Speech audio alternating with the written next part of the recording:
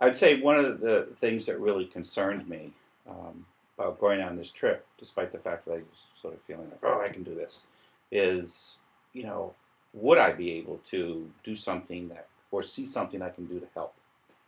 Would I be equipped to deal with, from what I've heard, to be kind of extreme needs that are down there?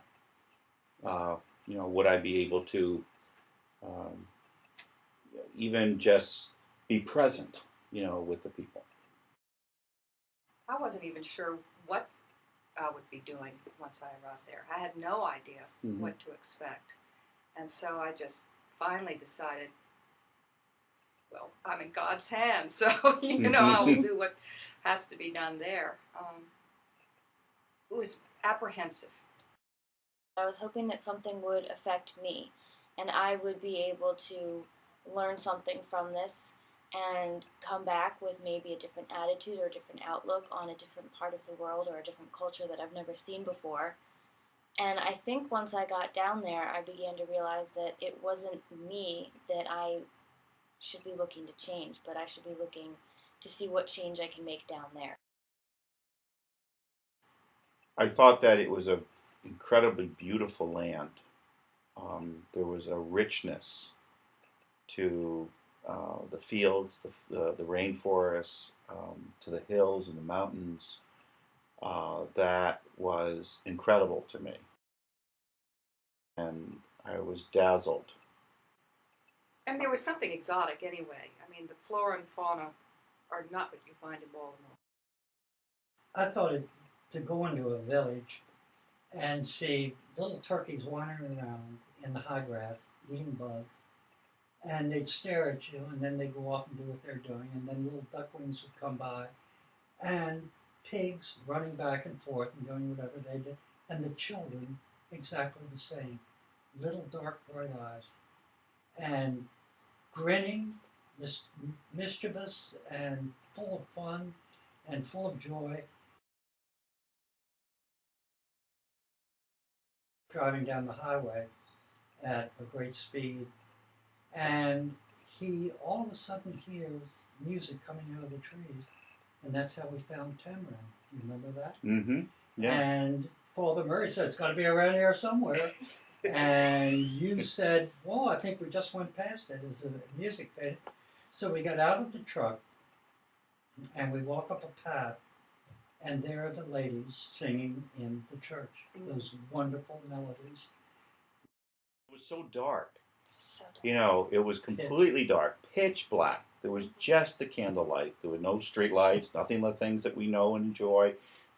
That make us feel safe, and we just walked outside, and there were these points of light all over the place, in the grasses and the trees and the leaves. It was just like, oh my God, what a way to begin magical. Lent. The entire church is filled with everybody, and they're just engaged in song. Right. Mm-hmm. They're just singing.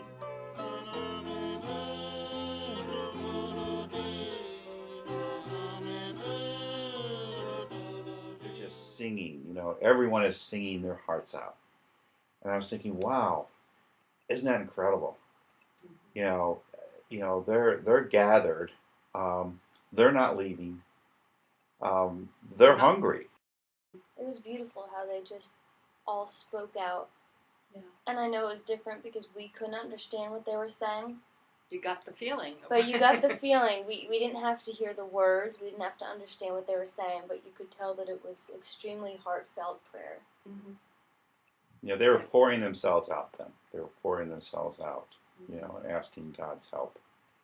And it was as if those prayers were being put on the table to be transformed.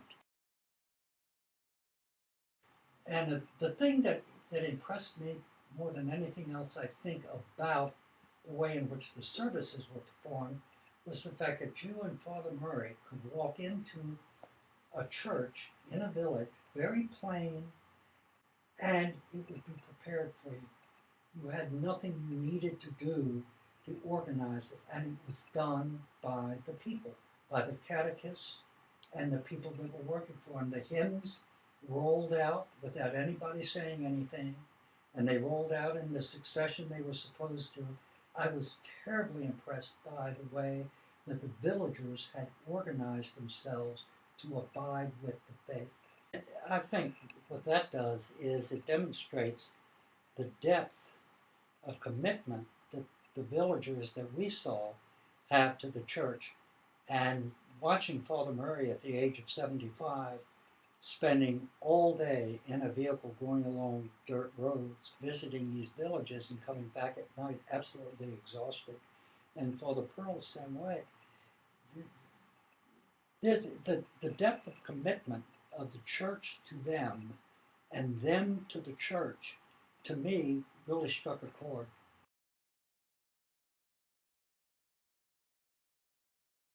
The people were joyful, they were faithful. There were so many different situations that we were in where we got to just be with the people and, you know, hang out with Father and Dorla, talk with the people. It was very peaceful. In spite of tremendous poverty in some states, they just were incredibly, as Tom I think said at one point, patient about their predicament.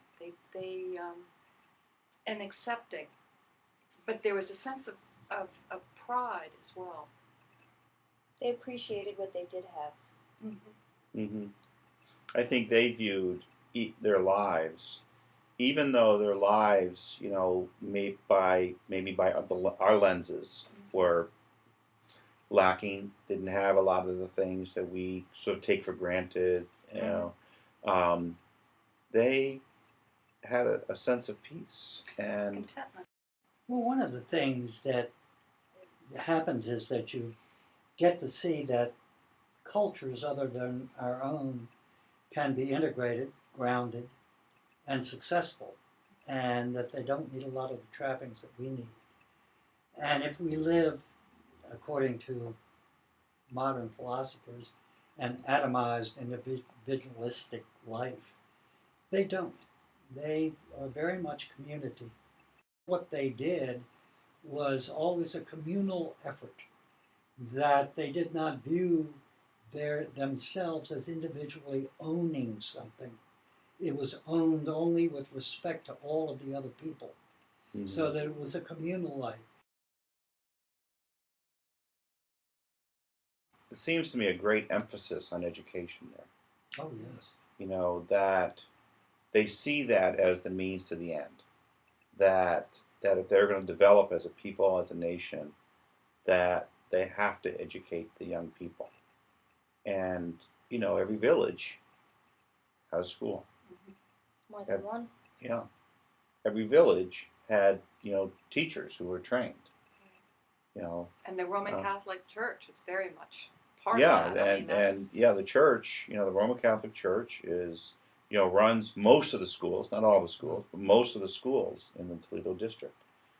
I think it's really, you know, the way that they see them as a people moving forward.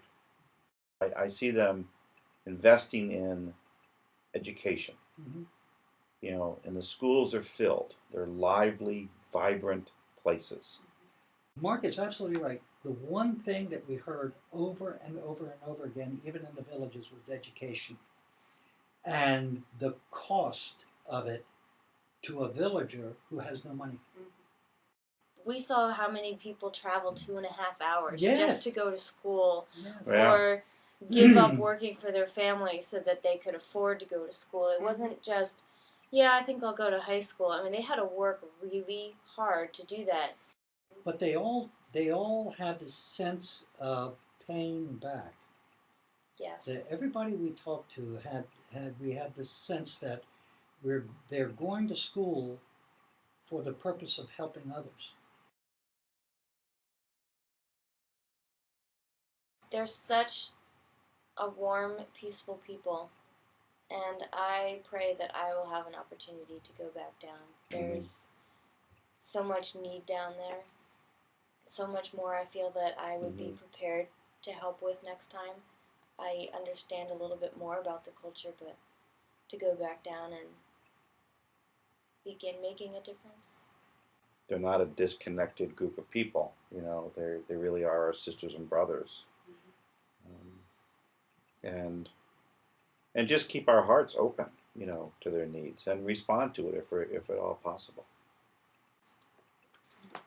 Well, look, when you come into a candlelit church, whether it's a thatched house, a thatched church, or whether it has a nice tin roof, with the candlelight and the copal incense burning in front of the altar, and you see Father Murray standing there giving the service in Quechua or Mopan, whatever Mayan language the villagers spoke, and the smoke rises and the candles give this dim glow, and the children coming up and sitting at your feet when you were serving with Father Murray that night, sitting there in the candlelight, staring up at you all, and the girls singing.